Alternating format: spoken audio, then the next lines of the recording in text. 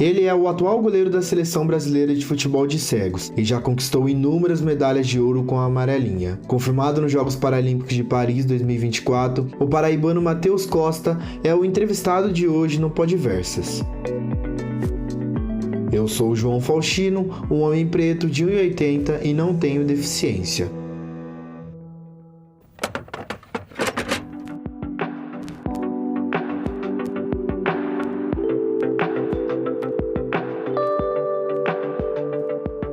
Seja muito bem-vindo, é um prazer recebê-lo aqui em nosso projeto, Matheus. Poderia, primeiramente, começar se audiodescrevendo e se apresentando para o público que nos escuta? E já de antemão nos contar como que se deu seu início dentro do futebol de 5? O que te motivou? Olá, me chamo Matheus Costa, eu tenho 1,73 m, tenho 70 kg, sou branco, o cabelo castanho claro e o olho castanho claro. Eu comecei no futebol de cegos em 2012, foi minha primeira competição, mas depois daí eu não joguei mais, vim voltar a jogar em 2018 e o que me motivou, além de ser um esporte apaixonante, foi ter sido convocado a primeira vez para a seleção brasileira. Então isso me fez querer mais. Por ser uma seleção brasileira, independente do esporte, é o sonho de toda criança que ama futebol.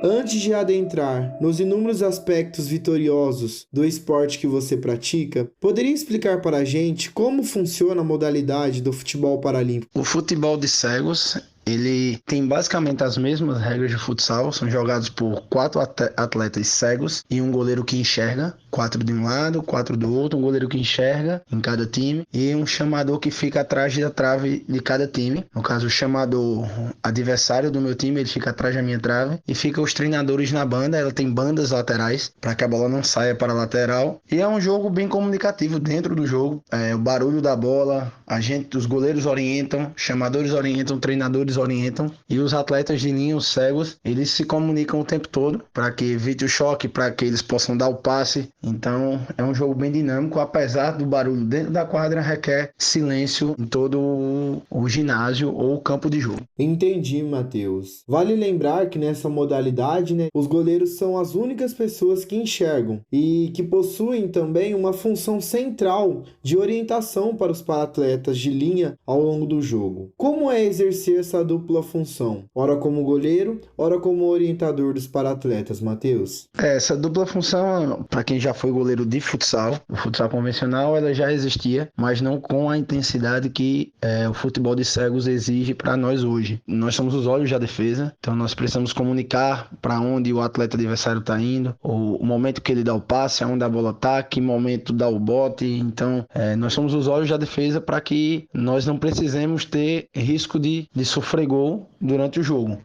E aí, em comum com isso, tem a nossa função principal, que é defender. E essa dupla função ela já é mais rotina no dia a dia. A gente trabalha muito a função de orientação e de defender. Partindo agora para sua carreira pessoal como atleta, sua primeira convocação para a seleção brasileira foi lá em 2019, né? E desde então você tem alcançado inúmeras vitórias e conquistado inúmeras medalhas com a amarelinha. Foi campeão da Copa América em 2019, medalhista de ouro nos Jogos Parapan de Lima 2019, medalhista de ouro nos Jogos Parapan de Santiago em 2023 e também conquistou recentemente a medalha de ouro no Grand Prix do México em 2023. Como é para você representar a seleção brasileira, sobretudo em uma modalidade tão vitoriosa? Isso, minha primeira convocação, ela, na verdade, foi no comecinho de 2019, né, através de um resultado no final de 2018. Conquistei algumas grandes conquistas, entre elas, para mim, a mais especial, que é a Paralimpíada de Tóquio. É um motivo de muito orgulho, para mim é muita honra vestir a camisa da seleção brasileira, representar o meu país, o meu estado da Paraíba, minha cidade, Campina Grande. Então, para mim é motivo de muito orgulho, de muita honra e de muita responsabilidade, exatamente por se tratar de uma seleção tão vitoriosa. Nos Jogos Paralímpicos de Tóquio 2020, que foi realizado em 2021, em sua primeira participação em Paralimpíadas, você conquistou a medalha de ouro. Como que foi jogar e alcançar logo em sua primeira competição o lugar mais alto do pódio? Tóquio para mim foi o mais especial desde o momento da convocação. Foi uma Paralimpíada em meio a uma pandemia, então tinha um misto de sentimentos por tudo que aconteceu no mundo, por tantas perdas, e a gente poder trazer uma alegria a mais para o povo brasileiro, para um povo que sofreu tanto durante a pandemia.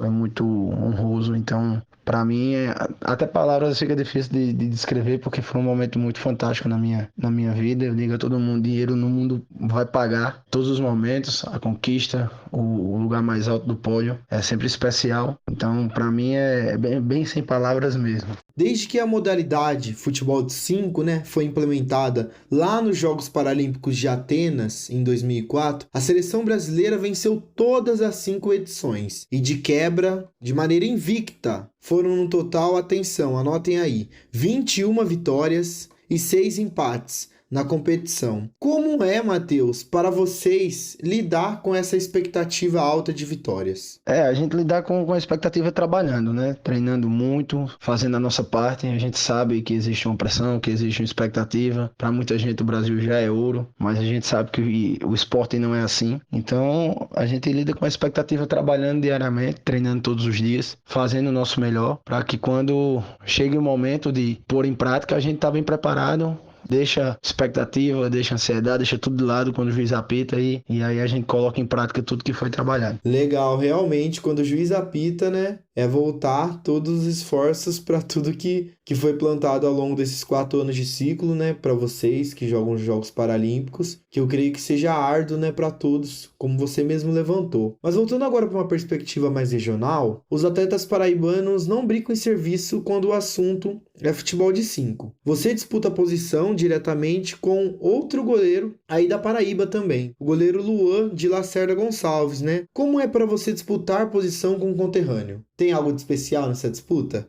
Disputar com o Luan, não digo nem disputa. A gente tem uma parceria muito grande. Eu já conheci o Luan há bastante tempo. Nós já jogamos junto futsal convencional. Então, assim, eu não digo nem disputa, eu digo mais parceria. A gente tá sempre ali um pelo outro. A gente sabe que ambos querem ser o goleiro titular, mas aí fica a critério do professor Fábio. E a gente trabalha muito forte e quanto melhor a gente tiver, melhor para a seleção brasileira, melhor para mim, melhor para Luan, melhor para todo mundo. Então, assim, para mim é algo muito, muito bom. É uma parceria muito grande, a gente troca muita ideia, muitas dicas do jogo. Ele é mais experiente do que eu, tem uma rodagem muito maior do que a minha, então ele sempre me dá apoio quando eu preciso.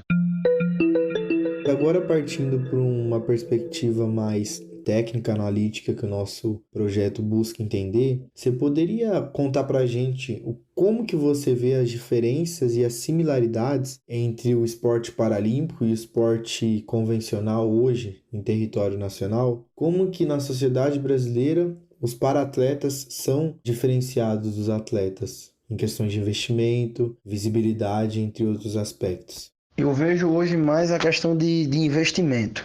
O atleta convencional, ele tem mais investimento do que o para-atleta, no geral. É claro que com o crescimento do Comitê Paralímpico, um trabalho fantástico que o Misael Conrado tem feito, o trabalho do nosso presidente da confederação, o José Antônio, a gente tem tido um retorno para que a gente possa trabalhar muito tranquilo, mas é claro que existe uma diferença muito grande entre os atletas convencionais e os para-atletas, que eu acho que isso não deveria ocorrer num país onde os para-atletas trazem mais medalhas do que os atletas convencionais em qualquer modalidade, mas a gente entende que é um país complicado da gente lidar com isso, mas a gente vai buscando nosso espaço. A gente tem conquistado muita coisa e só faz abrir mais portas para o cenário brasileiro. A entrada dos para-atletas, o meeting paralímpico foi para todas as capitais do Brasil para captar para-atletas, o foco total em para-atletas, então isso é fantástico, isso é um crescimento gigantesco e quem sabe a gente possa ter mais grandes atletas e um investimento ainda maior, tanto do poder público quanto do poder privado.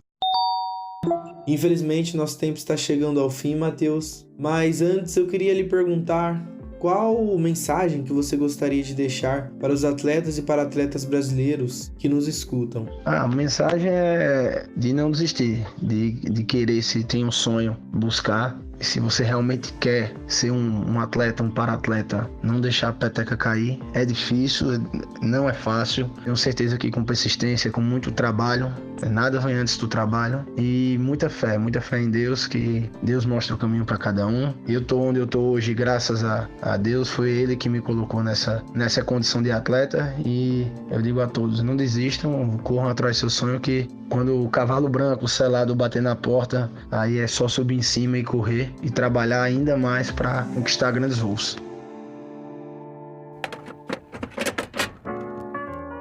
E essa foi nossa conversa com Matheus Costa, goleiro que está representando o Brasil nas Paralimpíadas de Paris neste momento. A produção desse episódio é de Rúbia Coelho e João Faustino. A edição é de Marcos Pac. O projeto Somos Diversas é financiado pela CAPES, Coordenação de Aperfeiçoamento de Pessoal de Nível Superior.